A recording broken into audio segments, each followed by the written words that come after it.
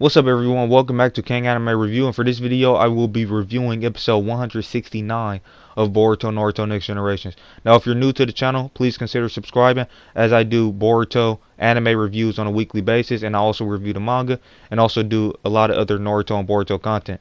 So consider subscribing if you're a Naruto slash Boruto fan, and also click that like button if you like the video. Now without no further ado, let's get right into it. So we start this episode off with Konohamaru Mujino. They were still investigating Victor's laboratory, and they said that they've been doing that for a week, and over the past week they've seen multiple bodies get taken to this underground part of the laboratory, which they haven't been able to access, and that's the only place they haven't been able to search around, is this underground laboratory where these bodies are being taken to. And also the scientist from the Land of Stone, who was a part of the Miski arc, he was actually revealed to be an outer of Korra in this episode. And he thinks conducting these experiments, if these experiments end up being successful, that's going to boost his standing within the organization. But as of right now, he's an outer of Korra. And that's actually a theory that's been circulating for a long time now. So that's actually been confirmed that he's an outer of Korra, as well as the assistant, the female assistant of Victor, is also an outer of Korra. So Konohamaru and Mujino have not been able to access this underground part of the laboratory, and that's the only place they haven't been able to access. And that's where they think the Hashirama cell is being held. And apparently there's experiments going on there. Now, the rest of the episode was pretty much about Team 10 and Team Shinki going on this mission to search for this puppet. Apparently, so it's the same puppet that Shukadai and Tamari fought all the way back before the time travel arc. With Urashiki and stuff. So yeah, it's that same puppet that they fought, and that's apparently the Hidden Sand have been searching for this puppet ever since that time period, ever since that whole Urashiki little mini arc before the time travel arc. The Hidden Sand village has been searching for all of the puppets, and all of those puppets were Tonari's puppets, I believe. So I think Urashiki took those puppets from Tonari, because those are the same puppets from the last Naruto movie. And yeah, they've been searching for those puppets ever since then, which is kind of crazy. I don't get why they've been searching for those puppets necessarily, but maybe to do some research on them or whatever. And so also, I guess the Korra organization is also have an interest in these puppets. Now, maybe these puppets might be special since they're related to Aotsutsuki. I mean, they're Tonari's puppets. Even though he wasn't a full Aotsutsuki clan member, he was more so like a descendant of them. But yeah. So the Korra has been searching for the puppets, as well as the Sand Village. Now, this one specific puppet is, I don't get why they haven't been able to find it, but they've been able to find all the other ones. But I digress. So on their way to so Team 10, they took a train to the Hidden Sand Village for this joint mission, and they decided to stop by this little restaurant on the outside of the village, and Deepa was there, and Deepa had killed everyone inside the restaurant. Now, back like a couple episodes ago or a while ago, Deepa said that everyone who sees his face ends up dying, but he didn't. He decided not to kill Team 10 when they were looking right at him. But everybody else in the restaurant had been killed, and that caused Chocho not to eat a super special meal that she wanted to eat. So yeah, that stuff was alright. And then they end up running into, they end up getting to the Hidden Sand Village and joining up with Shinki's team, who they're on the joint mission with, and they end up going to where the location where that puppet was last seen, the location where Shukadai, the location where Shukadai fought that puppet, and Araya ended up instantly being able to get that puppet. So they were able to get the puppet super easily. I guess they just needed to know the right location. And Shukadai, since he fought the puppy, he knew where it was. So yeah, that was pretty much that. And then Deepa fought. Deepa pretty much knocked out all of their team, all of Team 10 and Team Shinki. He pretty much knocked all of them out with his little carbon cube jutsu, the same stuff he used against Team 7. And yeah, they tried to put up Shukadai tried to come up with a strategy to knock this guy out, where basically uh Inogen attack from the sky and Chocho attack with her human boulder, and Shugadai tried to use that as a distraction to capture Deepa with the shadow possession jutsu, but Deepa ended up powering out of the shadow possession jutsu, and even Shinky's huge iron sand fish couldn't do anything to Deepa. It literally didn't even hurt him at all. So yeah, he pretty much just dominated all of them. But as he was getting the puppet to go away, Shinky, like, he powered up this iron sand feather, and he actually pierced a hole through Deepa's through the back of Deepa's cloak that he wears. So, and then after that, Deepa just dropped the puppet and left. Now I don't know why he just dropped the puppet and left, because I believe this is the item that, I mean, well, Victor told him to go get this item, and apparently it has some type of relevance to his mission, or to the core, or they have some type of interest in it. I don't know why, but this was actually, Deepa was actually sent by Victor to go get this puppet, and apparently it has some type of special item in it. So I don't know why he would just drop the puppet and leave it, just because Shinky managed to damage his cloak, it looks like. Um, I have no clue. Like, literally, I have no clue why he just dropped the puppet. Now, I'm not going to criticize that as of right now, because it could be explained in future episodes, and it most likely will be explained in future episodes. Who knows? Maybe Victor might get mad at Deepa, and this might be the end of Deepa. Who knows? Deepa might end up being killed by another core member because of his refusal, or his failure to retrieve the item. I honestly don't know. But yeah, it just seemed pretty weird that he would just abandon his mission or his objective to get that puppet, just because Shinky did that. Now, as far as this episode goes, to be honest, it wasn't particularly entertaining to me. It was okay. It wasn't like super entertaining to me or anything, but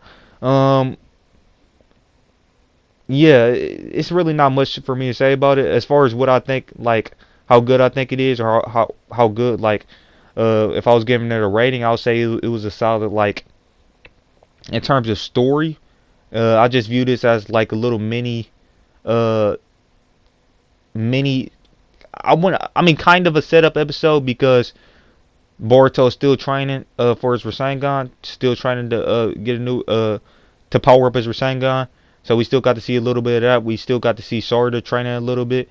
But the whole mission with them going to get this puppet, I mean, apparently, I mean, this puppet has a special item inside of it. I believe that's what Victor said about it. So this puppet seems to be pretty important. I mean, it was Toneri's puppet. But I don't know why the Hidden Sand Village have. I mean, maybe it's for some research purposes. I don't know. I mean, they know it was used by Urashiki, so maybe they know it has some type of maybe they know it's just a special puppet. That's probably why they're trying to gather it. But the fact that they haven't been able to find it in that amount of time is kind of crazy. And then Araya just instantly got it. The episode was okay to me. I would just say the story was like, I think I already said that. Story was like an 8. Like a mini kind of, still added more lore and details to stuff going on with the Korra organization. We finally got the reveal that the guy from the Mitsuki arc, the doctor, is a part of Korra. He's an outer. So just like a lot of people been speculating. So overall, it was a nice little I don't know if I would call it a setup episode, but yeah, I guess kind of like adding more detail and information to the Korra organization. However, the whole thing with Deepa just dropping a puppet, that was weird. But overall, I don't have necessarily any problems with it. The episode was okay as a whole. So yeah, like I said, story 8, 8 out of 10. Art and animation were both. I didn't notice any problems with that, so I'll say like a 9 out of 10. Overall, I'll say the episode was like a 8.5. Nothing really wrong with it. Just not too entertaining to me. Now recently, I've just been craving the anime to get to this stuff with Kawaki, and the like the stuff. I'm waiting for Kawaki. Like, he was shown in the opening all the way back in April, and usually the Boruto openings last about 6 months, so we should have got a new opening in October, but they probably delayed it due to the fact that the Boruto anime was postponed for 2 months due to the pandemic. So yeah, it's understandable why they haven't had a new opening, but this is like, I'm just waiting for Kawaki at this point. This stuff is okay. I like the stuff that they did with Deepa and the whole thing with the Hashirama Cell stuff with those Haze Ninja and stuff like that. I thought the storytelling for that stuff was good, but now at this point it's just starting to drag on a little bit. Boruto and Sarada training, they definitely need to train. They haven't trained in a while, so I don't have a problem with that particularly. And of course the side characters, they don't get that much time to shine in the manga. A lot of them aren't even relevant in the manga, to be honest. So you gotta give them a little bit of attention here and there. But this whole mission I didn't really care about, to be honest. And the fact that Deepa just left them alive also kind of contradicts what he said about whoever sees him ends up everyone who sees his face ends up dying or something like that. Or oh no, he said something like everyone who sees his face don't end up seeing it a second time or something like that. So overall, like I said, just like all the episodes that I've been reviewing up until this point, I keep on saying in every review almost that they're doing a great job. The anime is doing a great job at adding more detail and depth and complexity and more information, more lore to the core organization, building the core organization up more, adding more detail, more depth, more information to them, and that I definitely like that. So yeah, overall it's pretty good. Now what I want to talk about is the preview for next week's episode. Now it looks like the art from what I seen from the preview, the art looking like it's gonna have some weird looking art, and I honestly hate that. Like, I'd rather them take a couple weeks off to like really get some good looking artwork than for them to give me some weird looking art. That's just how I am. That's just how I feel about it. I don't like seeing characters look weird and stuff. I understand with a weekly anime you're gonna have those problems, but the fact that they had like a 2 month break due to the pandemic when the anime was delayed, I think they could have used that time to drastically improve the art. But I don't know. I'll just wait until I see the episode to actually talk more in detail about that. Maybe things could change, or maybe I'm just over exaggerating. But I think I did, like, Sakura's face looked weird, and so did Boruto's in like one scene from the preview. But the episode itself is looking like it's gonna be pretty cool, because it's looking like Boruto's gonna teach Shukadai. I mean, it's looking like Shukadai is gonna help Boruto master or learn how to power up his Rasengan. And from the preview, Boruto's Rasengan actually started to get bigger.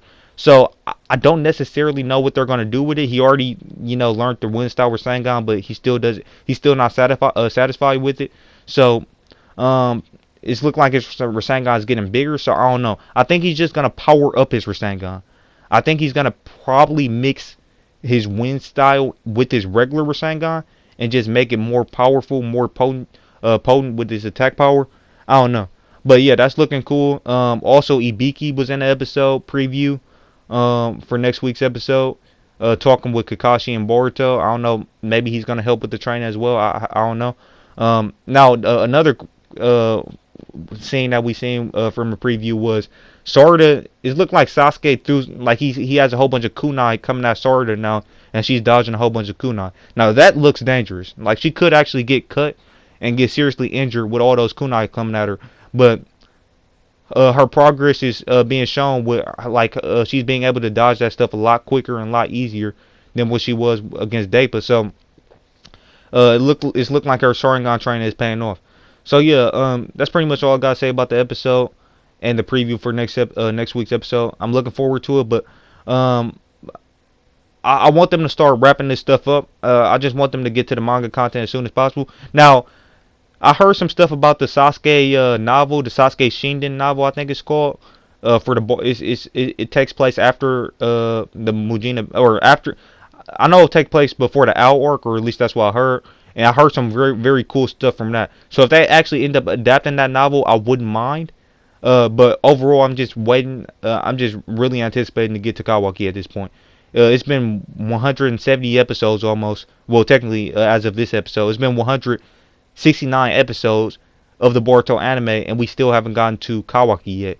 He's literally the co-main character of the series, the deuteragonist of the series, and we still haven't seen him in an anime other than the first episode, which was the flash forward sequence. And he has been shown in the opening, although his face was blacked out. But yeah, we haven't seen that much of him. So I just want them to get to Kawaki. I don't mind like maybe 2 more episodes of this training stuff and this setup stuff, and then maybe they can go into that Sasuke Shinen novel. I don't mind that because it sounded like, from what I heard from that, it sounded like that stuff was had some cool stuff in that little novel. So I wouldn't mind them adapting that. It'll probably only take them like 2 or 3 episodes to adapt that, because when they adapted the Parent and Child Day novel, that only took 3 episodes. So overall, I think in about 5 more episodes, we should definitely be getting to that Owl arc, and we should definitely be seeing Kawaki. That's what I hope happens, because I really want them to get to Kawaki. But anyways, that's it for the review. Thank you guys for watching.